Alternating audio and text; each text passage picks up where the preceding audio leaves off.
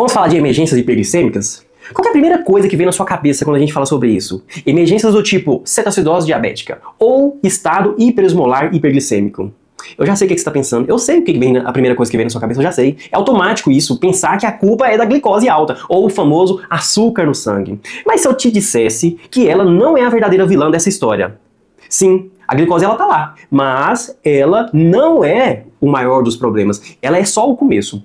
Hoje eu quero que você quebre essa ideia de que tratar emergências hiperglicêmicas é só abaixar a glicose. Ah, é só abaixar a glicose que vai resolver. Não.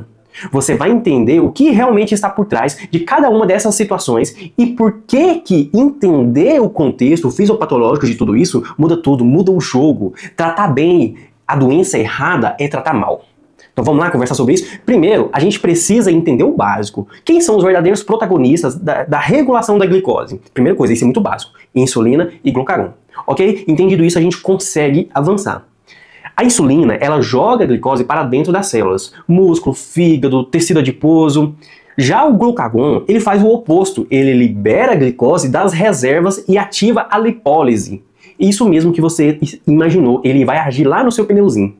Mas não é só ele, cortisol, adrenalina, GH, todos esses também influenciam. Ou seja, em situações de estresse, o corpo tende a aumentar a glicose e liberar gordura.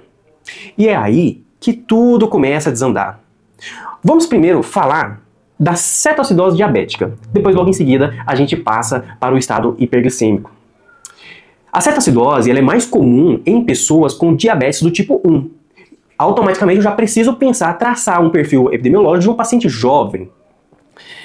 Sem a insulina, a glicose ela não entra nas células. O sangue está cheio de glicose, mas a célula está com fome, porque ela não consegue adentrar. O corpo interpreta isso como uma falta de energia e libera ainda mais glucagon.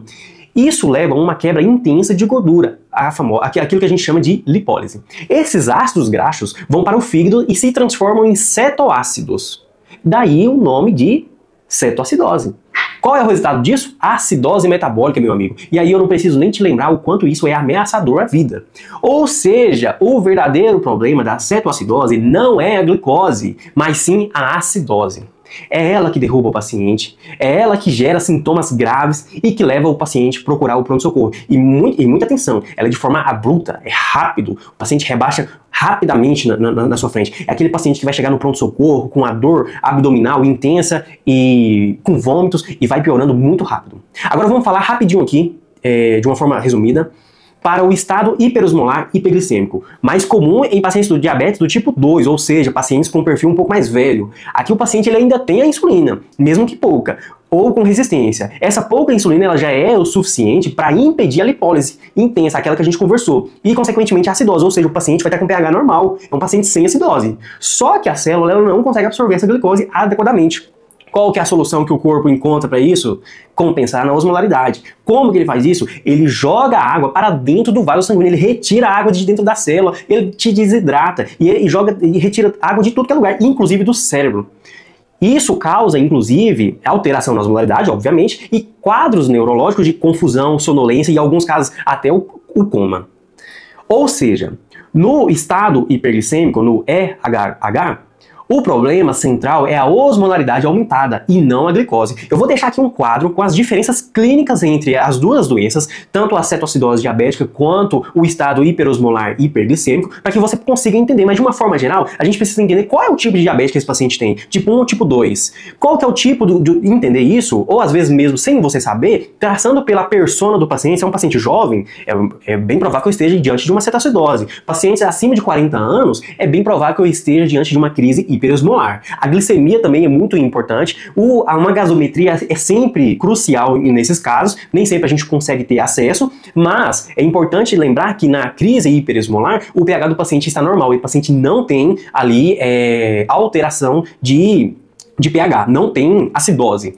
É importante também entender os sintomas, lembrar que na cetoacidose é de uma forma abrupta, então ali o paciente evolui muito rápido, diferente do estado hiperglicêmico e hiperosmolar, que ela é um pouco mais lenta, tá? Gatilhos mais comuns de ambas podem ser desencadeados por infecções. É a principal causa. Daí a importância também de pedir os exames laboratoriais para a gente poder buscar esse rastreio, tá? O uso inadequado da insulina ou medicamentos. alguns estresses fisiológicos, e aí a gente precisa lembrar do IAM, o infarto agudo do miocárdio, e o AVC, e também o uso de corticoides. A má adesão ao tratamento, seja ela por qual motivo for, por às vezes pensar que aquilo nunca vai acontecer com você, ou até mesmo por limitações financeiras, ou talvez, em alguns casos também, por falta de orientação adequada, também são casos comuns desencadeados por essas emergências. A primeira coisa que você deve fazer ao suspeitar ou a identificar uma dessas emergências, seja a cetoacidose ou seja o estado hiperglicêmico, é conduzir ou encaminhar esse paciente o mais rápido possível para a emergência e iniciar a hidratação vigorosa. Lembra daquela máxima no pH de 2 acessos venosos calibrosos nos dois membros, um soro de 500 em cada lado? Pois é, essa máxima aqui cai como uma luva, porque você precisa hidratar muito, de 1.000 a 1.500 ml na primeira hora.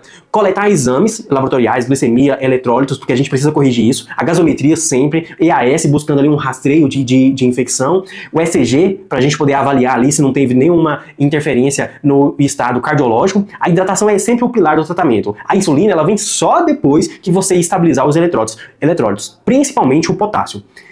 E aí o eletrocardiograma é muito importante para isso, para ver se o potássio não está influenciando na condução cardíaca.